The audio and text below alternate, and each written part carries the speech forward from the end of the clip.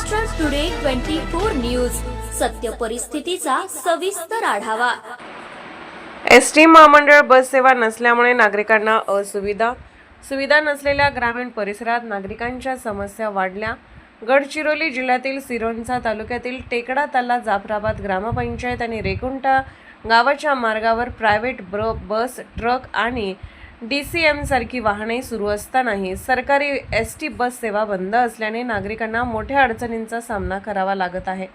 सिरोंचा तालुक्यातील टेकडा तल्ला व रेकुंटा या गावाकडे सध्या प्रायव्हेट बस, ट्रक, DCM तसेच इतर वाहने नियमितपणे सुरू आहेत। मात्र या मार्गावर सरकारी एसटी बस सेवा सुरू नसल्यामुळे नागरिकांना प्रवासासाठी प्रायव्हेट वाहनावर अवलंबून राहावे लागत आहे। यामुळे नागरिकांना जास्त भाडे देऊन प्रवास करावा लागत असून विद्यार्थी, शेतकरी आणि कामानिमित्त जाणाऱ्या लोकांना याचा मोठा त्रास सहन करावा लागत आहे। प्रायव्हेट वाहन सुरळीत सुरू असताना सरकारी एसटी बस सेवा का सुरू केली जात नाही असा प्रश्न स्थानिक नागरिकांकडून उपस्थित केला जात आहे।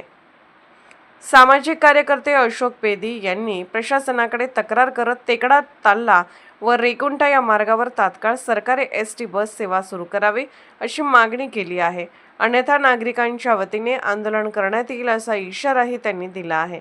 सिरोंचा तालुक्यातील या भागात लवकरात लवकर एसटी बस सेवा सुरू करावी अशी मागणी आता जोर धरत आहे।